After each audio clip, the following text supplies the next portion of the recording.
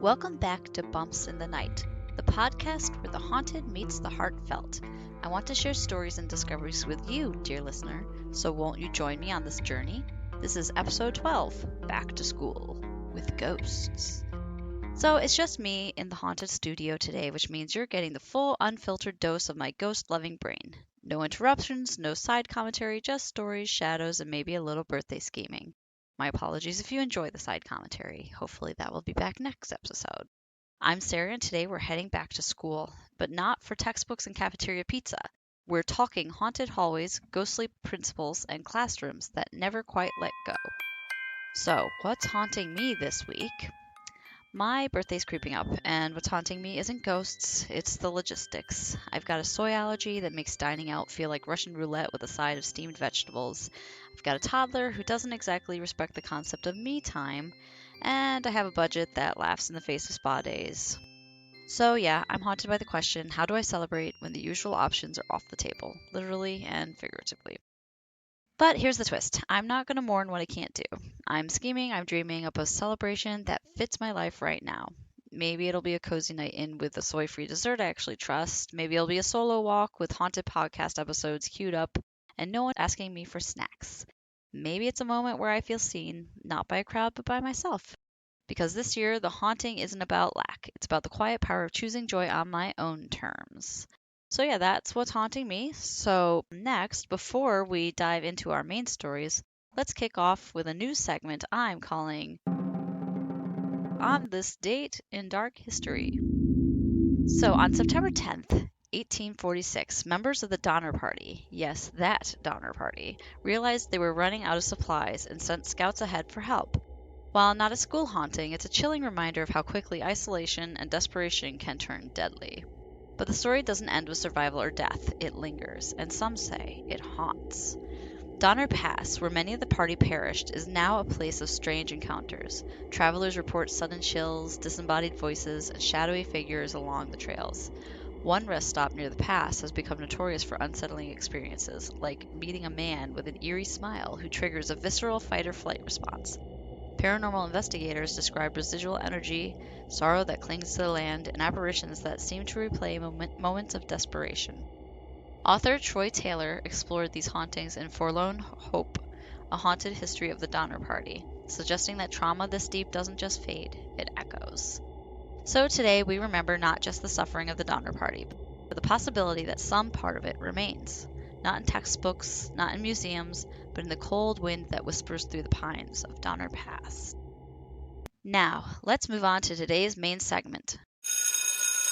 Back to school hauntings. Let's start with a place that looks charming on the outside but holds some seriously spooky secrets inside. El Paso High School, the lady on the hill who never left. Built in 1916 and perched above the city like a watchful sentinel, El Paso High School isn't just historic, it's haunted. Nicknamed the Lady on the Hill, its Greco-Roman columns and echoing halls have long been the backdrop for ghost stories that refuse to fade. The most famous legend centers on a mysterious figure known only as the Ghost Girl. In 1985, a class photo captured something chilling. A blurry, translucent girl standing among the students, unrecognized by anyone, and never enrolled. The photo sparked investigations and whispers that she was more than just a camera glitch. Some say she's the spirit of a student who jumped from a balcony in the 1920s.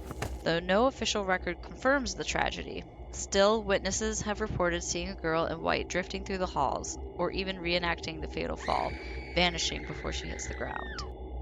The hauntings aren't limited to the main building. Jones Stadium and the gymnasium have their own reputations for poltergeist activity and ghostly cries.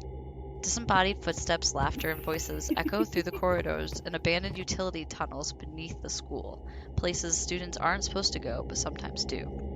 Late-night passerbys have seen figures in the windows when the building is locked tight. Doors open and close on their own, and the air, especially on certain stairwells, feels heavy with something unseen. El Paso High isn't just haunted, it feels haunted. The architecture, the age, the stories passed down from generation to generation, it all adds up to a place where history and mystery blur. And if you ever find yourself walking those halls alone, you might not be. Now let's go to Pocatello High School, Idaho. Established in 1892 and rebuilt after a devastating fire, Pocatello High School carries more than just history in its walls. It carries whispers. Over the years, students, staff, and investigators have reported strange phenomena that suggest the school is home to more than just memories. One of the most chilling legends centers on Evelyn, a student who vanished in 1942 after volunteering to stay late and clean the gym and stage. When she didn't return home, a search led to the boiler room, its door jammed, the interior in disarray, and scratch marks suggesting someone had tried desperately to escape. Evelyn was never found. Some say she never left. Another spirit said to linger is that of a former librarian, rumored to have died by suicide on campus. Her presence is felt in quiet corners, books falling without cause, cold spots near the stacks, and the faint scent of old paper and perfume. Paranormal footage and unexplained events include security cameras capturing flickering lights and a shadowy figure drifting through the halls. Students report sudden temperature drops, doors opening and closing on their own, and piano music playing from an empty stage. It's the kind of activity that makes you glance over your shoulder, especially when you're alone. Skeptics point to the school's aging electrical grid dating back to 1937 as a possible cause for the flickering lights and cold spots, but others believe the emotional weight of the building, its role as a community hub, its long history of joy and tragedy, has left behind something deeper, something that hums beneath the surface. Paranormal teams continue to explore the school, drawn by the consistency of the reports and the eerie energy that seems to pulse through its foundation. Whether you believe in ghosts or not, Pocatello High has earned its reputation as one of Idaho's most haunted places. Next, we head to Colorado, where Pueblo Central High School is home to a more theatrical spirit, Mary Richardson. A beloved drama teacher passed away decades ago, but her presence never left the stage. Students performing in the school's theater have seen her sitting in her old chair, watching rehearsals. Lights flicker, sound equipment malfunctions, and some actors swear they've heard soft applause from the empty seats. Her ghost isn't malevolent, more like a mentor who refuses to miss a show. The theater's energy is described as electric, but unsettling. Voices echo from the wings, and props sometimes move on their own. For the school's drama club, Mary's ghost is both a legend and a legacy. That one doesn't seem too bad to me, to be entirely honest. Next, just across town from El Paso High School, sits Loretto Academy, a Catholic school with its own spectral resident, the ghost of a nun. She's said to roam the tower, her footsteps echoing through empty corridors. Students report sudden chills, flickering lights, and the sound of prayers whispered in the dark. The nun's origin story is murky. Some say she died tragically during the school's early years. Others claim she's a guardian spirit watching over the students. Whatever the truth, her presence is undeniable. Staff have seen her figure in the chapel, and some students refuse to enter the tower alone. So I have a couple more shorter stories, but ones that you can certainly look up to find out more information about if you're interested. One is Lincoln Elementary School in Riverton, Wyoming. Even though it's no longer in operation, the school was infamous for its haunted library. Staff and students would report books flying off the shelves, cold spots, and a shadowy figure that would pace between the stacks. Paranormal investigators found EMF spikes and recorded whispers saying, "Read to me." The building's history includes a tragic boiler explosion in the 1940s, which some believe left behind residual energy. And if you want to look into this one, you can look up trueghosttales.com. And you can read some more information about this one, as well as some other haunted school stories. Another one is Cleveland High School in Seattle, Washington. In the school's old auditorium, students have long whispered about the Lady in Red. She's said to appear during rehearsals, watching silently from the balcony. Lights flicker, props move, and some actors claim to hear her humming. Legend says she was a performer who died during a show in the 1930s and never left the stage. Now we go on to New York City, to Brooklyn's PS 109. In the heart of Brooklyn stands PS 109, a Gothic revival school building with more than just architectural charm. It's said to be haunted by the playful spirits of children. Locals whisper about ghostly laughter echoing through empty halls, doors that creak open on their own, and tiny footsteps that vanish into silence. Legend ties the hauntings to a tragic fire in the early 1900s, said to have claimed several young lives. Whether fact or folklore, the story lingers, and so do the spirits. Teachers and students have found crayons balanced upright, desks arranged into spirals, and chalk drawings appearing on long abandoned blackboards.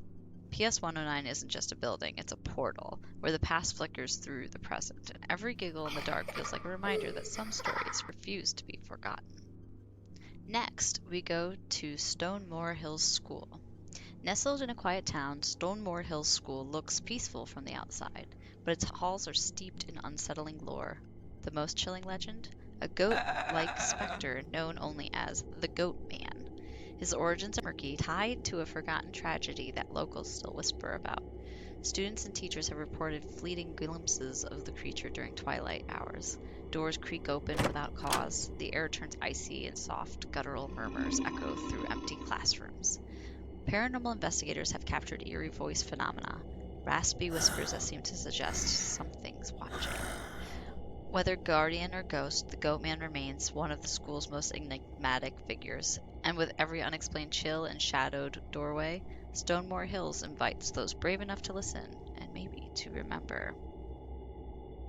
Next, it's on the old Southwest General Hospital School Wing. Once a training ground for aspiring medical professionals, the school wing of Old Southwest General Hospital now hums with haunted whispers. Visitors describe an uncanny stillness.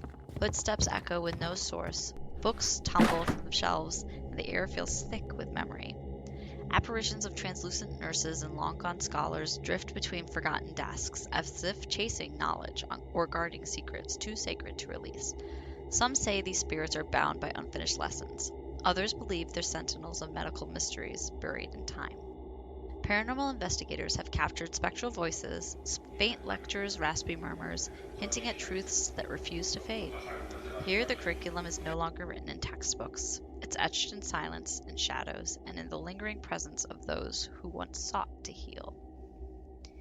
And then we go to Honor Farm School grounds, Pueblo, Colorado. Just beyond the Colorado State Insane Asylum lie the abandoned Honor Farm School grounds, a place where the veil between past and present feels paper thin. Once a bustling educational site, it now draws ghost hunters and curious wanderers with tales of wandering souls and spectral echoes. Visitors report chilling cries of children piercing the night, shadowy figures slipping through the mist, and cold spots that seem to pulse with memory. Paranormal investigators have captured orbs, mists, and eerie voice phenomena, snatches of conversation, even cries for help.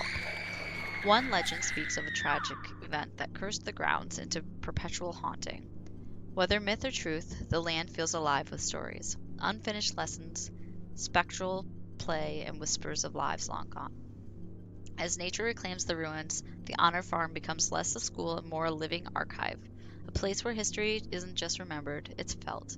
And for those who dare to listen, every rustling leaf and echoing footstep just might be a lesson from the other side.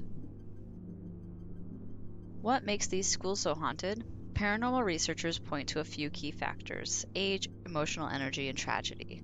Schools are places of intense emotion: joy, heartbreak, anxiety, ambition.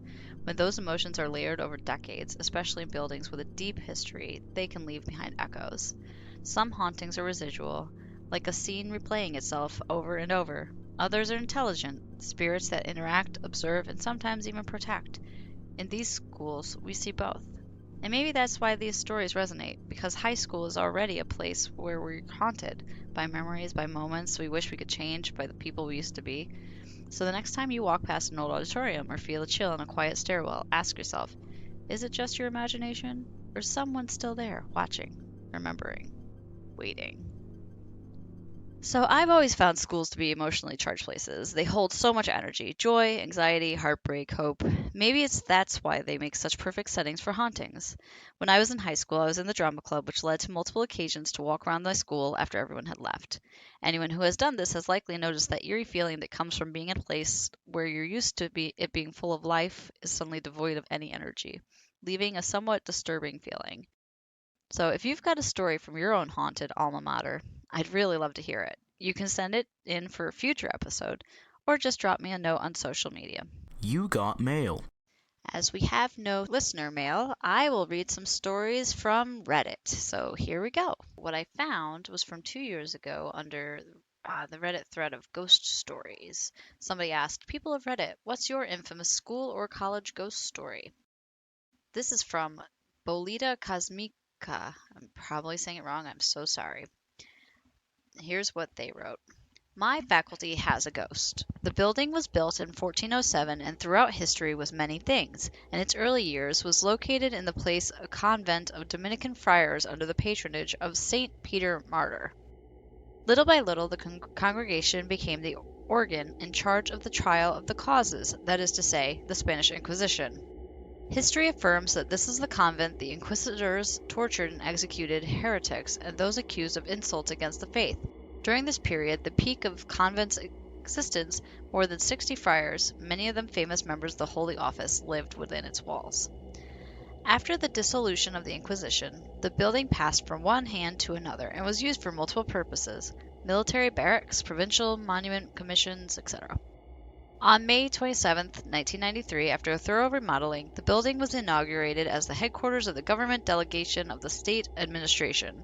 But during the inaugural ceremony, the Ministry of the Interior was asked to cede the building for educational use, a purpose it still fulfills today.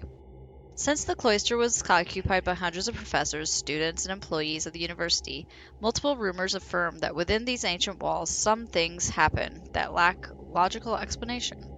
The testimonies come from students, janitors, security employees, university staff, or simple visitors.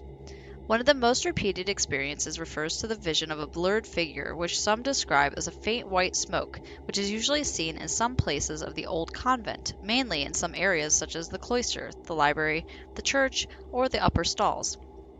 Witnesses state that this white smoke moves as if it were floating, and quite quickly, so that it is never seen for a period more than 3 or 4 seconds. Some witnesses even claim to have seen this phenomenon more clearly, being able to distinguish a female figure dressed in a kind of white habit, as if it were a nun. Another lady in white? This version is quite widespread among the cleaning staff, who even, perhaps to overcome the fear that it could cause, refer to this figure as Encarna. And the fact is that, with all the naturalness in the world, when the cleaners go into any of the rooms where this vision usually appears, they do it with warning. Encarna, don't scare me, I'm coming in. And they say goodbye in the same way they entered. This is very curious, as in the history of San Pedro Martir, the presence of any woman does not stand out, since it always lodged religious of the masculine sex. Even so, almost all the burials there are of Dominican religious, with the exception of 2 burials of women brought here during its use as a provincial pantheon. The nun's ghost is said to manifest itself in various ways, from apparitions to moving elevators in the middle of the night, or disorganizing classroom furniture after the cleaners have finished their work in the classrooms. This is why many of the university's night employees, cleaning staff, and security guards have resigned since the opening of the college. Professors rarely mention the subject, but students who graduated in the first graduating class have no problem explaining their experiences. Most agree that Encarna's appearances occurred when, during exam periods, the faculty opened its doors so that students could study at night, the so-called night library. In the past, the library was not left open, but some classrooms in the main courtyard were made available for students to study there. That is why when the students went to the bathroom or to the vending machine or to get a coffee, it was common for them to go in groups, due to the generalized fear that the whole issue of the nun had caused. Normally, it was the students who wandered alone in the courtyard or the corridors who suffered the apparitions of Encarna. As a result of the uproar caused by the rumors, the school administration decided to finally enable the faculty library for night study sessions, closing the courtyard of San Pedro. In my case, this writer. I have never experienced any of these apparitions, but what I can say is that the vibe given by some corners of the faculty makes my hair stand on end. There are bodies buried and walled up in classrooms, hallways, and courtyards, so the spiritual charge of the place is quite high. In fact, when I joined a faculty club as a freshman, we would try to leave the building before the sun went down because some of my classmates experienced unexplained events and were very afraid. During the 2000s, I don't have the exact date, a national television program famous for its paranormal investigators made a very short but complete report on this subject, with testimonies and other experiences that I haven't told you about. And then they include a link in case you want to know. And if you know Spanish, you can watch that. So somebody here, Desperate2776, wrote a year ago, back in elementary school, apparently it was haunted. Legend had it that a principal had a heart attack or stroke on his desk on the first day of 1 year, and that the same chair is kept in the gym storage room. People will hear teacher keys but see no teacher. Or you'll feel a tap on your back or something touch your hood. Apparently, also, there was a basement where kids would go for detention, and it's said that's haunted too. The school was closed in 2005 and demolished in 2019. So that's it for our Reddit stories. If you have any stories, please send them our way. So, this week's haunted news. The haunted headline isn't about a cursed castle or ghostly graveyard. It's about something even more thrilling. Me in the wild. I'll be doing a book signing on October 11th at the Wilkes-Barre Barnes & Noble from 12 to 4 p.m. If you're anywhere near Northeast Pennsylvania and want to talk hauntings, rituals, podcasting, or just say hi, I'd love to see you there. Even if you'd want to talk about my books, if you've read my books. There will be books, spooky vibes, and probably at least one awkward moment where I forget how to spell my own name while signing. Come for the ghosts, stay for the storytelling. And now for another piece of haunted news. This week in Haunted Domestic Discoveries, a man cleaning out his attic stumbled upon something that has the internet laughing, screaming, and possibly lighting sage. Reddit user IllustriousWalk919 posted a photo of the find. It's a doll with bulging eyes, oversized ears, prominent teeth, and a fuzzy body that looks like it crawled straight out of a fever dream. No, it's not Labubu. The caption was simple. Found this weird looking thing while I was cleaning the attic. Not sure what it is. Within 48 hours, the post racked up 25,000 upvotes and 2,200 comments as Reddit spiraled into a mix of horror and hilarity. One user quipped, "You've heard of Elf on the Shelf, now get ready for what the fuck is that?" Another warned, "Put that thing back before it tries to kill you." And yet, some were enchanted. "I'm kind of obsessed with it," one commenter confessed. "I wish the previous owners of my house had left weird shit like this for me." But the mystery didn't last long. A fellow Redditor tracked down the creator, Joe Nivens, an animation professor at LSU who specialized in stop motion and puppet designs. Nivens confirmed the doll was a custom commission from 2018, meant to resemble a friend's Australian Shepherd. "I've sold plenty of puppets and art dolls over the years," Nivens said, "so I'd like to think there are quite a few addicts out there quietly haunted by my creations. Just remember, don't get them wet and definitely don't feed them." The attic doll joins a growing list of unsettling finds in forgotten corners of old homes. Recently, a couple renovating a 130-year-old house discovered a music box tucked away in the rafters. Commenters were quick to warn, "And now you're haunted." Another couple in Scotland found two eerily preserved children's bedrooms in their attic. Their video caption read, "Thankfully there were no ghosts up there, and if there were, we wouldn't have let them stay." As for the doll, it now lives rent-free in the minds of thousands. A reminder that sometimes the most haunted things aren't cursed objects. They're just deeply weird art with a story to tell. And if you've got haunted headlines of your own, local lore, weird news, or ghost stories that deserve the spotlight, send them my way. You might just hear them featured in a future episode.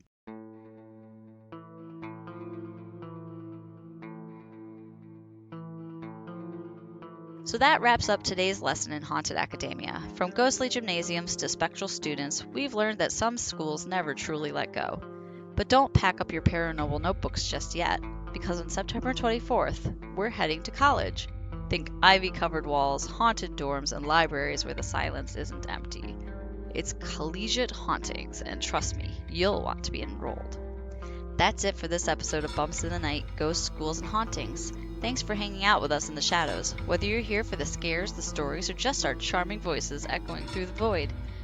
Got a haunted tale of your own? A weird headline we should dig out? Or a location that gives you the creeps in all the right ways? Send it our way. You'll find all our links, show notes, and contact info right in the episode description or wherever you're listening. Don't forget to follow us on social media for behind-the-scenes peeks, spooky sneak previews, and updates from the haunted side of Upstate. On our Facebook, you can find us at Beyond Upstate Modern Paranormal Society, and on Instagram at Beyond Upstate Paranormal. And if you're feeling extra spirited, check out the merch shop. Links in the show notes. Haunted tees, cozy hoodies, and gears that says, "I believe." Like and share the podcast with your fellow ghost lovers. It keeps us going and growing. Until next time, keep your lights on, your EMF readers charged, and remember, just because you can't see it doesn't mean it's not there. Stay spooky, friends.